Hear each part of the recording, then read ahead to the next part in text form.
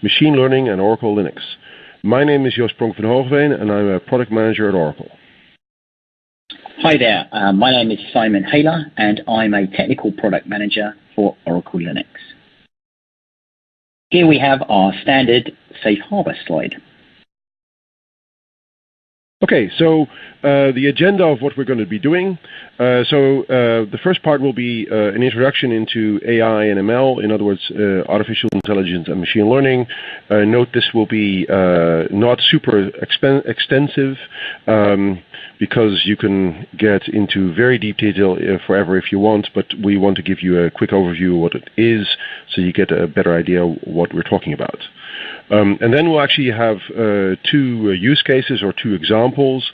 The first one where I'll be talking about how you can connect to your own data in your own databases using machine learning and AI frameworks. We'll be showing you how you can connect in. I'll actually be giving a demo on how this can be done. And then, of course, bear in mind that what we'll be showing is simple to kind of stay within the allotted time, but you can, of course, make this as complex as you want. You can use this on-prem, or you can do this in the Oracle Cloud, and if you want to, you can even offload this to GPUs either that you have locally or running in the Oracle Cloud to get increased performance.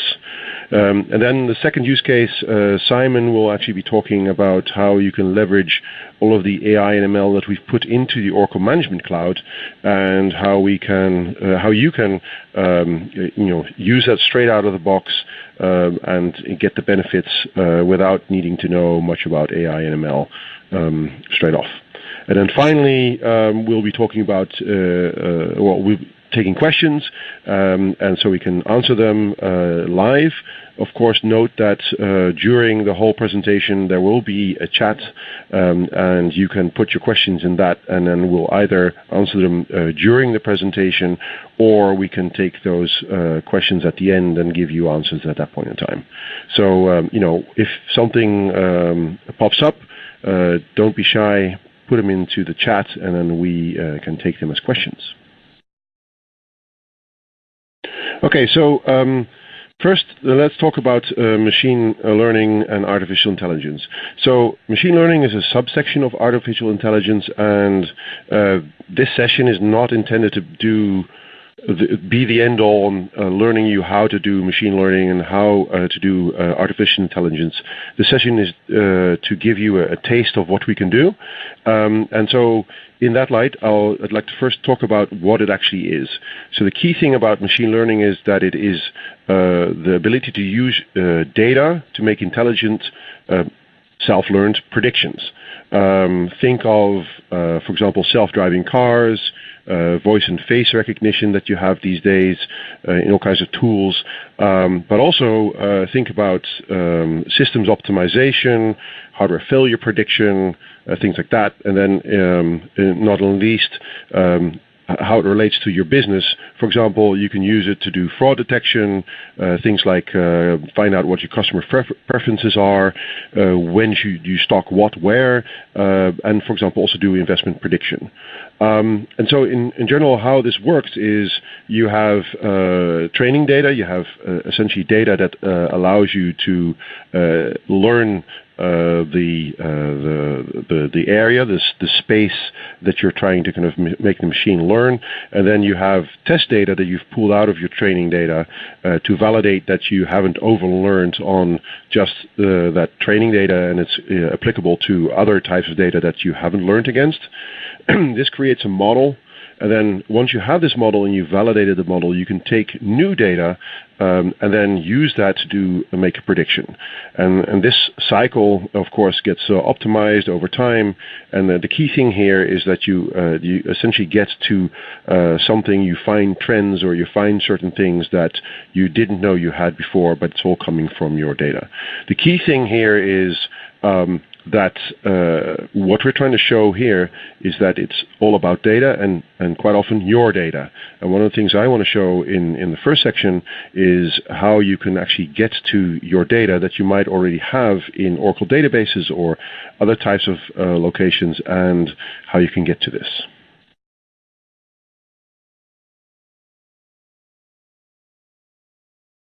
Okay, so how to use AI/ML? So there's actually essentially two broad areas. One is you can write your own, or the other is that you can use pre-built solutions that have been already doctored out for you. In general, in machine learning and in artificial intelligence, you actually have two groups of engineers or people that work on this. You'll have data scientists, and you have data engineers or developers. And they actually work fairly differently. The data scientists are more folks who actually will look at the data, will try to dig into the data, and are working on sort of trying to find patterns and trying to use the tools to find things that weren't there before. So this is more like discovery. And then you have the data engineers who are more in the style of, okay, we know what we want to find and how we want to find it. Let's now write a more robust piece of software that actually can do this in production. And to some extent, you see this in these two situations too. The thing on the left where you write your own is quite often used by data scientists who know exactly how they want to do things, and they will highly customize stuff. And the more you go from that knowledge into something that you want to use for production, you can either use that to write your own Python or R scripts or programs, or you can actually, if you don't want to do any of that, you can essentially leverage the tools that, for example, we've built. So on the left, the things that you tend to use are languages like Python and R, which give you a lot of tools. They're very large communities. There are things like Anaconda, which is a distribution. You have tools like Pandas, which is a way to kind of load in your data and into data frames. And then you can use TensorFlow or Scikit-learn as machine learning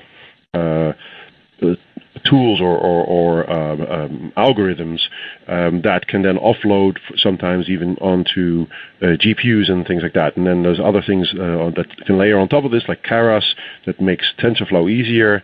And then Jupyter is a notebook type that we'll show in a moment in the demo, how you can actually use these things. So in the demo, we'll be using some of this. We'll be using Scikit-learn, Jupyter, Anaconda, and Pandas.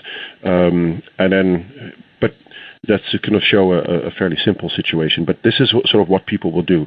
If you're not interested in any of that, and you essentially just want to use the benefits or get the benefits of machine learning, then the situation on the right is probably best for you. And Oracle has a bunch of these. The Management Cloud that Simon will be talking about. You can also use the knowledge that is in the Autonomous Data Warehouse Cloud. We've also acquired a company called Data Science. All of these tools are much more pre-built to do certain tasks for you. You, of course, sometimes still have to choose things, but you don't have to really know the ins and outs. So you sort of have the choice between these two. So I'll be talking mostly about the stuff on the left in the following slides.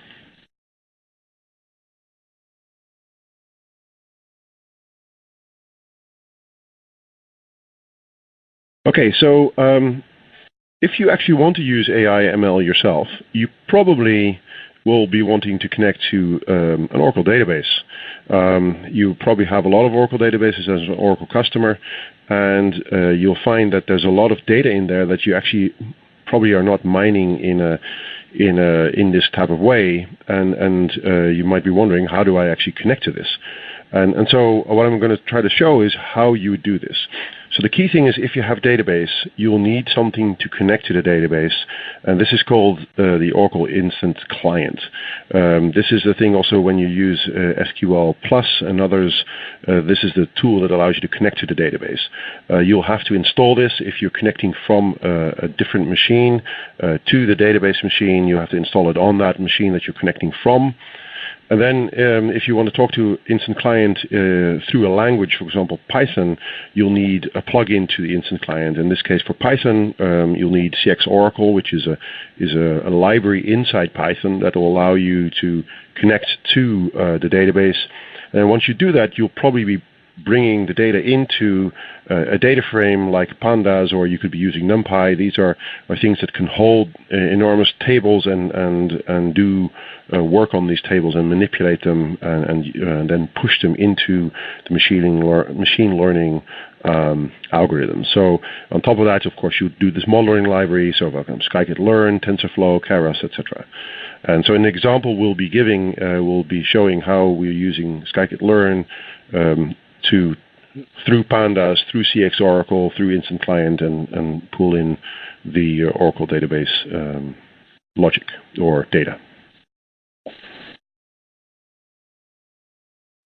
A small note, I'll be showing this inside Oracle Cloud, but of course, note that if you're using an Oracle Linux client, all of the benefits that I'm talking about of having the tools easily or the package is easily downloadable, etc., will all go for any version of Oracle Linux, either on premises, in the cloud, or even if you're using Oracle Linux in VirtualBox on a laptop that might actually not be Linux at all. So you can do all of these things in the same way, and we make it easy on all these platforms.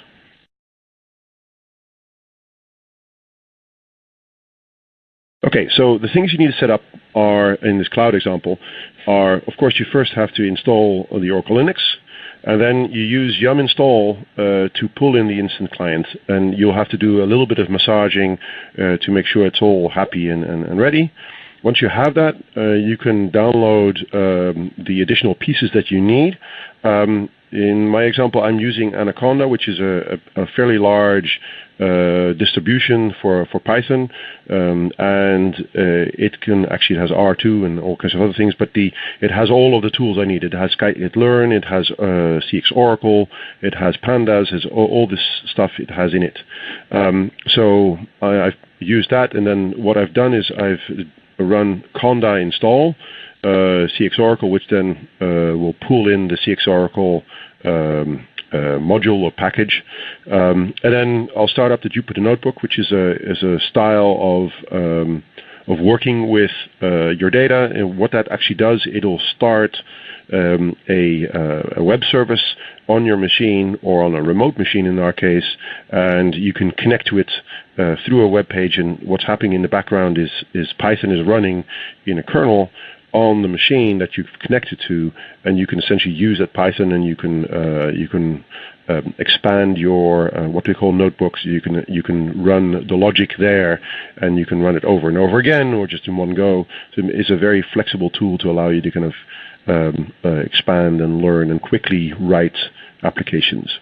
So that will allow us to import the CX Oracle, the Pandas, and all the other libraries. It will connect to the database, and we can run the SQL query, and then it'll start our machine learning.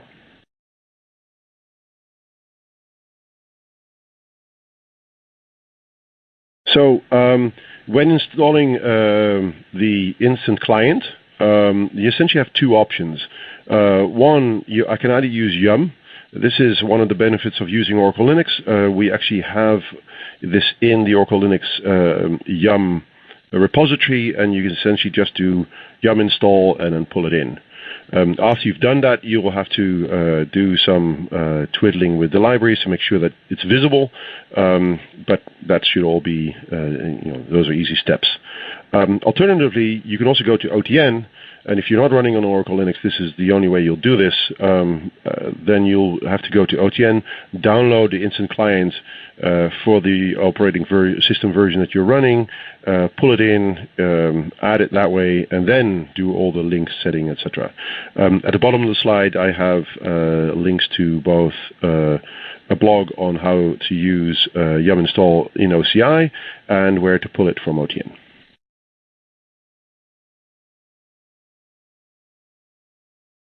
Okay, so once the instant client is there, then I'm going to use Anaconda to bring in CX Oracle. So conda install CX Oracle, and then I quickly check if it's actually running. So I run Python. You see I have a Python 365 from the Anaconda distribution, and then I import it.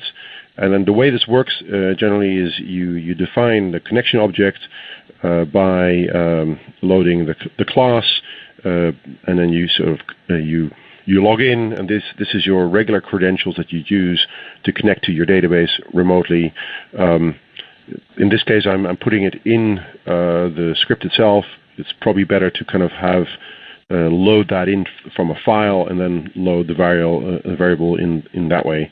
But anyway, so you connect, you create a cursor object, and the cursor object is essentially the thing that can run whatever command you want. In this case, we're going to execute a select command.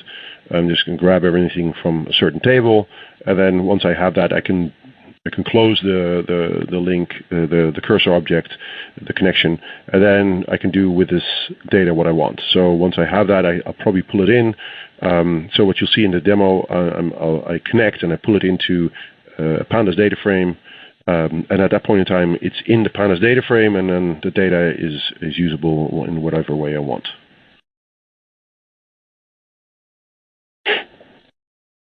So the way I'm going to do this is I'm actually going to use this tool called Jupyter.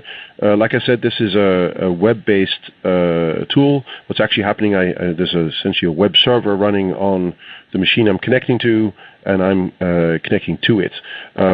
The way it secures itself is by making sure you can only connect to localhost.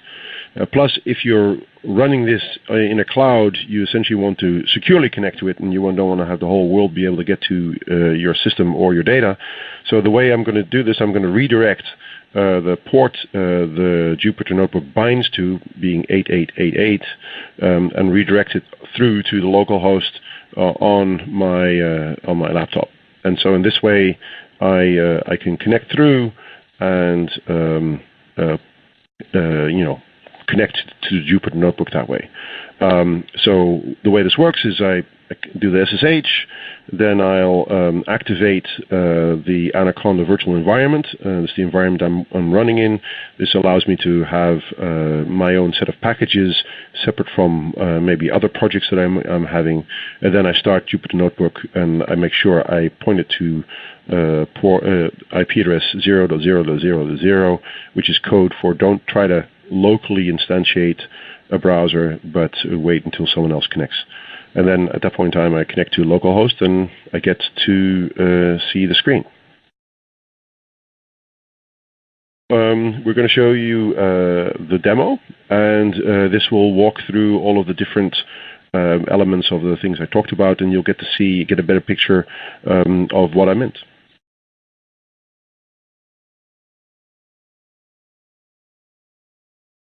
And now we go for the demo. So we are going to log into an instance on the Oracle Cloud. This is an Oracle Linux 7 instance, and I've pre-installed all of the pieces I need. I've pre-installed Anaconda, I've pre-installed the CX Oracle, the instant client, and all those things like we discussed. And then I'm going to go into my documents directory, go and activate the Anaconda virtual environment that I can run in, and then I'm going to start the Jupyter Notebook. So essentially what's going on here is at the top you can see I've logged in with using port forwarding with port 8888 going from the remote instance to my local instance here, and then I've started Notebook on port 0.0.0.0, such that it doesn't actually try to open up a browser on that side, but knows that I'm going to remotely connect to it. And so what I do is I copy this token, and then I go to my local host here and put in the token. And at that point in time, it connects to the Notebook server. So what's going on is my browser is connecting to port 8888 locally, which then gets tunneled through to the other side. So I have a secure connection all the way to my cloud instance. And I can see the Notebook server has two things in this folder. I'm actually going to use the second one, and this is the example I want to use. The other files I'm going to partially use. So, the This is my notebook. Essentially what this is it has pieces of text and pieces of Python script, and I'm running this in a Python 3 kernel, and this will allow me to show what you can do. This is a really good way to try things out, experiment things, and this is used a lot by data scientists to kind of go and look at the data and do some initial work. And then out of this can come, Python code that can be used in more production-like settings. So first thing I do is I import a bunch of libraries. The top one obviously is CX Oracle, which is the one that connects through to the instance clients to the database. And then there's pandas and NumPy that I'm using to kind of hold the data, and then the scikit-learn is I'm using the metrics module out of that. And then we get to the piece that this is all about. So I'm going to pull the credentials from from a text file that I've pulled there, put there, and then this is where I'm going to use the CX Oracle to connect to the database. So this database is an Oracle database instance in the cloud. So the cloud instance is one of its neighbors. I'm going to use the connection to then create an SQL query that I pull into the Pandas data frame. So the Pandas data frame read SQL will allow me to use that connection to run the query and take the results and pull it into the data frame, and I'm going to close the connection. So do that. So data is now in. It's not a very large amount of data, but good enough for us for the demo. Obviously, normally, this will be a much more complex SQL query, maybe even across multiple tables and all kinds of other things. Anyway, so that's my data is now in. The key thing I need to make sure is that when I pull this in, the data frame will see this actually as strings, even though they're numbers. And so I will need to convert this to a float, because in this case I know they're all floating point numbers. And if I do that and I say give me the top part of my table, I can see it's all come in nicely. What you see here is it's basically data that has TV, radio, and newspaper investments in advertising, and then correlated to sales I'm getting back. This is a standard data set that's being used a lot for data modeling that you can freely use to kind of give demos like this. So this demo is obviously not a new demo. If you've seen a lot of these things, you probably have seen this data set before. So if I look at the shape of it, it's a 200 row by 4 column data set, and essentially the first 3 are my inputs, and the last one is my output. So let's have a look at the data. So the first thing I do is I use the Seaborn package, and to look at to be able to graph the data, create a plot. And then what you can see here is if I have a quick look at the data, I can sort of see I have my TV, radio, and newspaper split out, and there's a linear regression very roughly made very quickly, with some degree of error here. You can see the newspaper one is all over the place. The next steepest one is radio, and then the most steepest one is TV. So by looks of things, you probably will get the best return on investment from TV at first glance if you just have a quick glance at the data. Again, it's a fairly simple data set. Your data probably will be much more complex than this, but this gives you sort of an insight on how you can look at this with these tools. So then what I need to do before I can do any learning is I need to split the data. So the first thing I need to do is I need to split the data, take the inputs away from the output. So the inputs are TV, radio, and newspaper, and if I look at the shape of that, that's now 200 by 3, which is exactly what we thought it would be, and then I take the Y data, so the capital X is the input, and the Y is the output, and I get a single series that is the output of sales. And if I look at that, no surprises, it's 200 by 1. So we have the data split out, and now we can use a linear regression test, a train set. But before we do that, we actually have to make sure that we create a separate training set out of this data set and a separate test set. What we do is we take a certain percentage of the values in the table, we use that to train against, and then we keep a bunch separate and use that then later to kind of test against it. So if I do this, what you see is I get 150 in my train set, and my test set is 50. I can of course change this, but this is good enough for what we're going to be doing. By the way, note there's these fields show that certain things that I'm showing are deprecated. But that's, if I'm going to use this for production, that's important. Right now, I'm just using it to demo it, so it's fine. The model works fine. So now I'm going to train the model. So I'm going to use the scikit-learn linear regression model, and I'm going to put the pieces in. I'm going to ask it to fit, and then show me, what the results are initially. So if I have a better look at the results, and I basically pull them out separately, what I see here is the end result. So what it shows is the three coefficients of how much TV input results into sales, how much radio input results into sales, and newspaper. And what's interesting is what you can see is that actually radio turns out to be the highest coefficient. So that's about nearly 18% return. Whereas TV is actually only like nearly 5, and a newspaper, as we sort of saw, is all over the place because it's very, very small amount, is less than 1% or less than 0.5%. And so if you're going to invest in this, radio seems to be the most effective. That's sort of the conclusion you can draw from this to show you sort of what can I see from the data. So why was TV, that seemed to be up here, the best one, not the actual winner?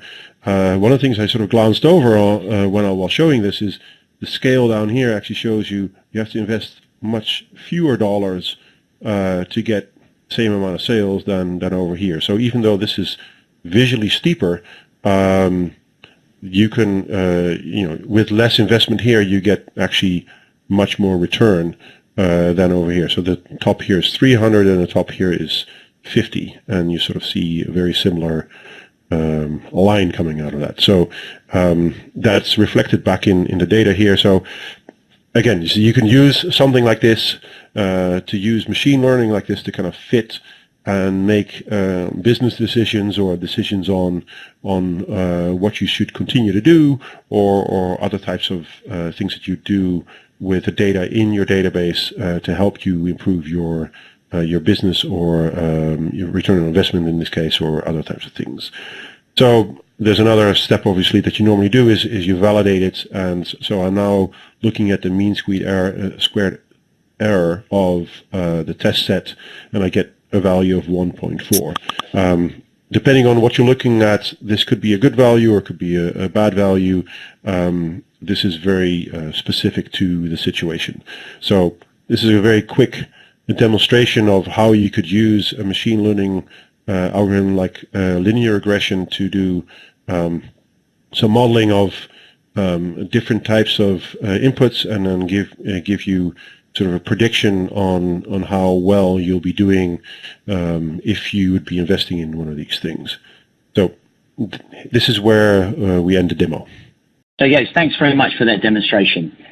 Before I actually go down and delve into the Oracle Management Cloud with machine learning and artificial intelligence, I'd just really like to touch upon the reason why we're using Oracle Linux for this demonstration and presentation. And that's really simply because Oracle Linux is engineered for open cloud.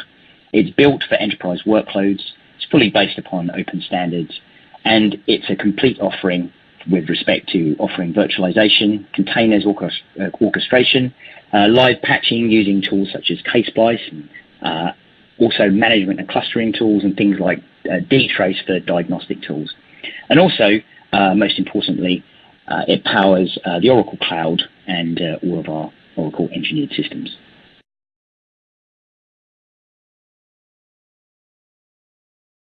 So let's talk about the Oracle Management Cloud. And what really is a suite of management services that eliminate the human effort associated with traditional solutions for monitoring, managing, and securing infrastructure and applications. So the Oracle Management Cloud, or OMC as it's sometimes called, leverages machine learning and big data type techniques against the full breadth of the operational data set it collects to help customers drive innovation while removing cost and risk from operational processes. So it provides a selection of services, and you can see these by these brightly coloured icons. So if we start at the kind of top left, the purple one, so this is APM, or Application Performance Monitoring. And this is a service which orchestrates an application and captures data at a very low level down to, for example, JDBC calls. And what it also does, it supports many different popular frameworks, such as Ruby, Java, and .NET. So as we move over to the right there, to the red icon, so this is Infrastructure Monitoring, or IM, and this focuses on all level or all tier levels of infrastructure monitoring across public and private clouds. And this provides alerting on issues and resolution before affecting your end users. And this is really where Oracle Linux fits in, so this part of the infrastructure monitoring. So if we hop across one to the green icon, this is Log Analytics, or LA, and this basically looks for log sources. And this actually, they're not just simply log files. So Log Analytics can listen to syslog services, as well as being very much Oracle application aware. And it can monitor, for example, entries in an Oracle database table. So if you move over to the blue icon, this is IT Analytics. And this IT Analytics utilizes huge amounts of the captured metric data that we have into interesting and useful data. And from here, we can view health of services and systems, as well as provide advice regarding increasing or retiring systems and warning which systems will reach a defined level of utilization, for example. So the other stuff, so those are the key components there. There's obviously elements of this dashboard, and there's also a mobile application, and that kind of thing. So those are the actual key components. Okay, so the real kind of secret sauce of the OMC, or Oracle Management Cloud, is its applications of real-time machine learning to the vast operational data set. So anomaly detection algorithms identify normal and abnormal behavior, providing early warning of problems. So anomaly detection is the identification of rare items, events, or observations which could raise suspicions by differing from the majority of the data. And so we use clustering algorithms, and these look at pattern recognition to reduce noise and get to the right information quickly. So clustering, in this essence, is the task of kind of dividing the population or data points into a number of groups, such that data points in the same group are more similar to other data points in the same group than those in other groups, if you see what I mean. So in simpler terms, the aim is to segregate groups with similar traits and assign them into clusters. So prediction algorithms use historical data to provide what-if analysis and identify trends that require attention. Predictive machine learning is where an algorithm learns how systems behave normally. The result of this is a model of normal behavior that can predict a range of outcomes for the next data point to be observed. And these algorithms detect data points outside of the norm, which is considered to be an anomaly. And correlation algorithms discover dependencies, topologies, and relationships among the IT estate, no matter how often or quickly it changes. The OMC, Oracle Management Cloud, provides zero-effort operational insight using the application of real-time machine learning capabilities using these inbuilt algorithms. So these features provide advice and aid diagnosis of current issues, as well as preventing future issues occurring.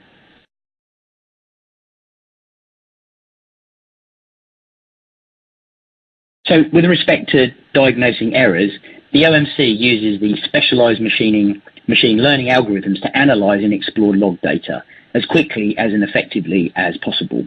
So some of these examples of these algorithms are hashing, Hamming distance, and Liebenstein distance for clustering text. So those are the actual ones that we use. So just a little bit of detail about each. So hashing is a rapid and effective way of turning arbitrary features into indices in a vector or matrix. So the Hamming distance between two strings of equal length is the number of positions at which the corresponding symbols are different. And finally, the Levenshtein distance is a string metric for measuring the difference between two sequences. So really, it's really looking at this kind of log data more efficiently, quicker, so we can actually get to the actual root of the problems incredibly quickly using machine learning and these AI features as well as these algorithms that we just discussed. Okay, so we can actually have a look at now some real target pages here. So these are with the Oracle Management Cloud, and these are actually from an Oracle Linux host. So we can investigate here key performance indicators, and we can see these actually where they're ringed in red. And these ones, the useful ones are availability, for example, CPU utilization, and network data. And what we can also do is we can actually choose the metrics as well. So we can actually choose which ones we want to, and then we can use those for kind of time-based correlation. So we can look at those at different particular points in time.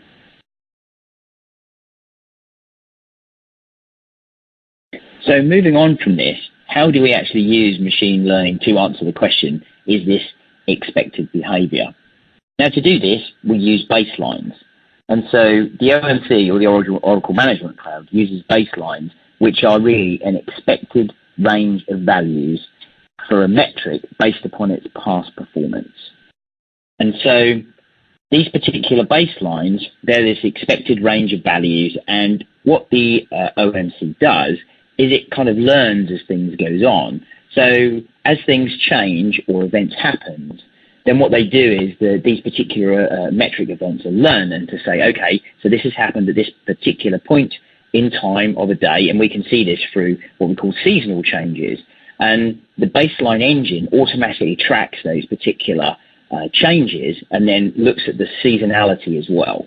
So we can actually correlate that in a more efficient manner. And if you have a look at the actual screenshot itself, you can see the anomalies there, and they look like small yellow lollipops. And you can see these anomalies reported. Now, it could be actually that these things actually are real events where something actually is happening, which is right. And over time, the baseline engine will respond to this, and actually they won't be anomalies anymore, they'll be normal events. So moving forward, there are some further resources here that people may find useful. So for example, starting at the top, we've got the Oracle Linux community, which contains a lot of really good information on various different topics. And there's also education, so Oracle University and anything around Linux, which people may find interesting with respect to training. There's also information on how Linux is used in the Oracle Cloud, so OCI. There's the product pages, the Oracle Management Cloud product pages, and some other Linux and OCI documentation. Okay, so we also have a social media presence. So there's other links here that you can actually use to get involved with our social media. And that completes our presentation and demo. So we'd like to open things up for questions now. So if you have any questions, please let's have them, and Joost and myself will do our best to answer them.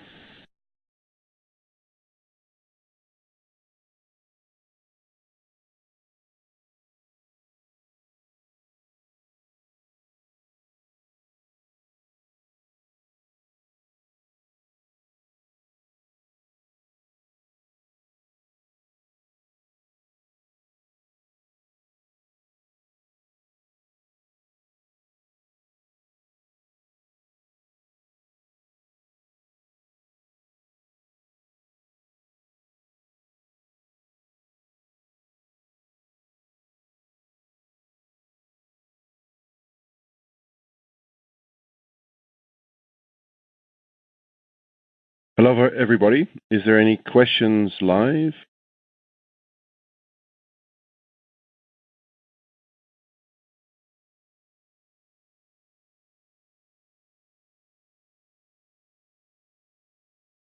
So if not, then there's a few questions that we saw that would be interesting.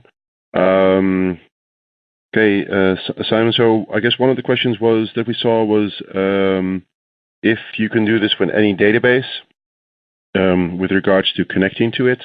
And the answer there is yes. You can, but in this particular example was for how you connect to an Oracle database.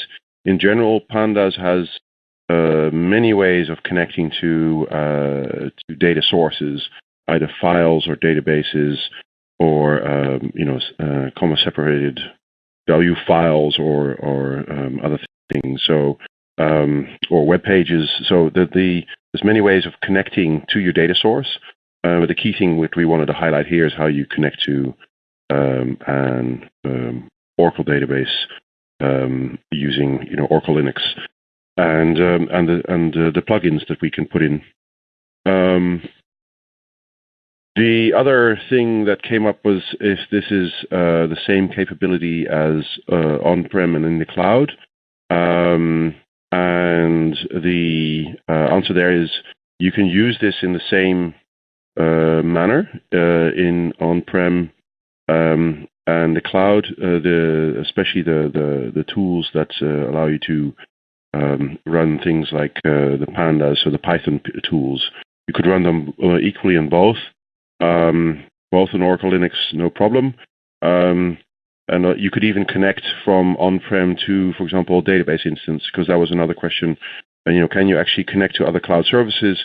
So if you're running in the Oracle Cloud, or if you're running on-prem, you can, for example, do the same thing as what we were doing here, is like connecting to an Oracle database running in the cloud. So that is possible too. So, Simon, do you have any other comments that you'd like to make? Yes. Hi, everybody. Yeah. So, there's some actual questions come in actually. I deal with obviously the management cloud and the OMC and enterprise manager side. So there was one saying, does OEM require the data to feed OMC for analytics? That came from Varun, and no, so it doesn't. So you can actually install the Oracle Management Cloud agent, but you can use Enterprise Manager as what we call a data pump, and so you can actually take data from there, like in what they call turn a brownfield set of targets into greenfield. If you search around for the Oracle Management Cloud information and Clash for all the FAQs and stuff, you should be able to find it there. There was another question. Let's have a look. There's quite a few questions coming in actually. We've got sort of 14 or 15. Yeah. Someone asked about Ansible. Sorry, Joost, what were you going to say? No. So there was one that I saw that is CX Oracle installed in the database or in Jupyter.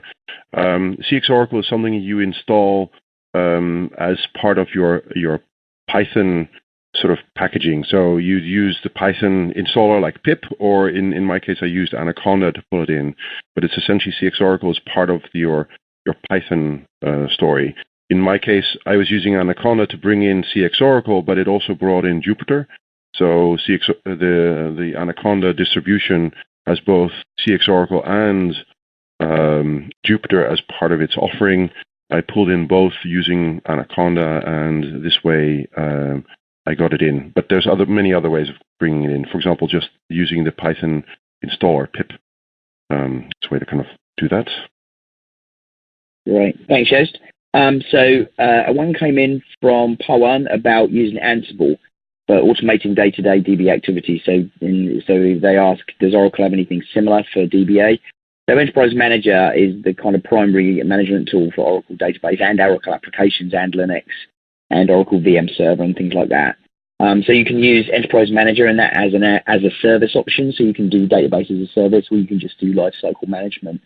Now, if you want to use the Oracle Management Cloud, then you can monitor the database, absolutely. And there is a kind of orchestration engine which you can write your own stuff to do. And also, if you want to use OCI, so the Oracle Cloud, the public cloud, then you can, if you wanted to use automation, you could use Ansible if you wanted to. But we do a lot of stuff with Terraform. So with Terraform, you can actually use infrastructure as code. And so you can actually script the creation of Oracle Linux instances, for example, as well as installing databases and Java Cloud Services. Right. Or let me just grab this one. Yeah, sorry. It's about how does OMC compares to AWS? Well, the management cloud is really like like a management cloud where you're managing entities, monitoring entities more than managing them. You can do some management with the orchestration engine, as I said, but AWS is more spinning up instances or something. That probably compares better to OCI, so your Oracle public cloud rather than the OMC. So that's kind of more of a better comparison there. Sorry, yes, you want to carry on? Yeah, no worries. So there was a question. I think the question was how about MySQL and connecting to that. So it's the same thing there with MySQL. There are ways. It's actually a fairly popular method of accessing this data or keeping it, storing it away. So yes, there are similar ways of connecting. And at the end, on the Python side, it's very similar. You basically open a device or a connection, and you basically do a request or a search, and then you close it. So and you pull it into a data frame, and then from that point on forward, you're good to go. There's also a question on what's the difference between machine learning and artificial intelligence, and it's really a hierarchy thing. So artificial intelligence is the broader term of teaching things to do stuff in a very broad way, and the machine learning is a subsection of artificial intelligence, where we essentially get the machines to learn how to kind of deal with things automatically. And there's actually a third kind of step in this, and this is what they call deep learning, where you start using things like neural networks and get much closer to self-driving cars and things like that. So deep learning is really very complex and advanced. Machine learning's been there for quite a while and heavily leans on statistics. Obviously, deep learning does this too, but it takes it to the next level. So these are sort of the evolutionary steps. So machine learning is a subsection of artificial intelligence. Yeah, thanks, Jess. There was another question coming about how AI can be used for analytics. With respect to the management cloud, we use this with respect to looking at logs and also looking for anomalies. So that's where our kind of AI and our ML comes in, where we're looking for anomalies in sort of like behavior. So things happening on a certain time of the day and seasonal stuff, as I said in my slide. So that's kind of how we use it with respect to analytics and also looking through logs and things. Then I see there's a question, actually sort of a follow-on. How can we use deep learning? So deep learning tools are part of this Anaconda distribution. So there's a whole bunch of deep learning tools that you can load in. So scikit-learn, as well as things like TensorFlow from Google, are all deep learning tools, and you can, like the CX Oracle module, you can load them in or onto your machine, and then you can start using them. They are fairly sophisticated, so if you actually have a GPU, for example, local or remote, you could actually tell it to kind of compile for that and run the deep learning on that. So deep learning is something that you can also connect to. What I showed in the example is fairly simple because we don't really have the time to kind of go through a complex example. So this is just essentially a linear regression. But deep learning, you could use the same thing, pull in the data, and then use a test set, learn against that, and then use a learning set, and then use a subset, which is a test set, test set you test against, say if it's good or not, or if it's overlearned, and then you can use it on other data.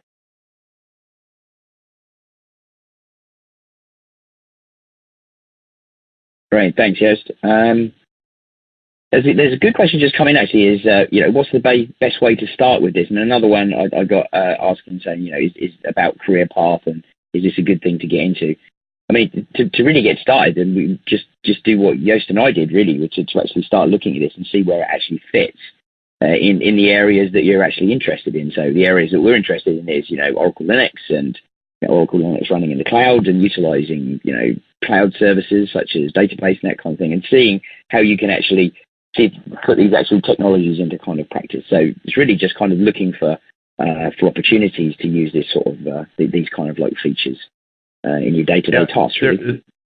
There's actually a lot of documentation, both Oracle related and non-Oracle related, out there on this. There's a lot of energy behind this, and there's a lot of ways to find this out. I would definitely encourage folks that are want to look into this to basically make sure that you have a fairly recent version of Python. Maybe download the Anaconda distribution. For example, use VirtualBox, install Oracle Linux in it, put that, create a virtual environment, run it in there, pull your Anaconda distribution in, and start playing with it in sort of an isolated environment. We have, at Oracle, we have plenty of tools to do that. You could also get a cloud instance and run it there. That might be another way of doing this, but it definitely is. The threshold is not very high. Obviously, the learning curve is there because you need to understand the different terms, but there's quite a lot of documentation and YouTube and other type of things out there, conference material that you can watch after the fact. That's very useful to learn things. There was another question that I see. What is the relationship between machine learning and data science? Data science is really the science behind the machine learning itself. And so someone who's a data scientist is someone who knows how to use these tools or has learned how to use these tools to find out what extra information lies within the data that they have, using the machine learning tools that they have, either to do a strict analysis of what's there, so sort of what I showed, where's the strongest relationship, or to use something that then progressively or going forward recognizes things like in fraud detection, where you can basically have it learn patterns, and then if it sees those patterns, it will flag a suspicious activity, saying this looks like something we need to look in more closely, so that you can weed out much of the regular data stream coming in and only pick up those things that look suspicious, and helping us in that way.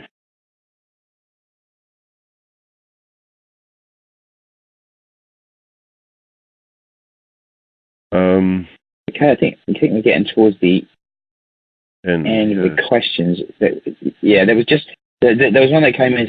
How much cost effective is it to migrate to cloud-based services from traditional database? I mean, I hate to say the usual answer, but that very much depends on what you're trying to achieve. You'll need to look at a lot of operational costs and that kind of thing. So that's kind of a difficult one to answer, and probably not really an AI or ML stuff, but there's certainly a lot of information around there from the Oracle side, OTN, documents, and that kind of stuff to probably help you with that. Yeah, it's very dependent, and we see a lot of customers doing it, and they're very happy to do that. And yeah, there's a few more questions about machine learning and data science. Again, the same thing. Data science is the larger area. That's basically the science behind what's happening. And what you'll find if you get into the machine learning, essentially the machine learning is a lot of the data science practices or tools or techniques have been set into code for you, libraries, and that you can basically pick up and basically say, okay, I've pulled in my data and I'm going to do this type of analysis on the data, or I'm going to choose to run a specific type of a data science technique on my data, or maybe a combination of these, to to make sure that I sort of see the things I want to see. This is not only just things like algorithms, but also sometimes things like charts, which can be very helpful. If you chart certain things in certain ways, then important pieces of information will jump at you.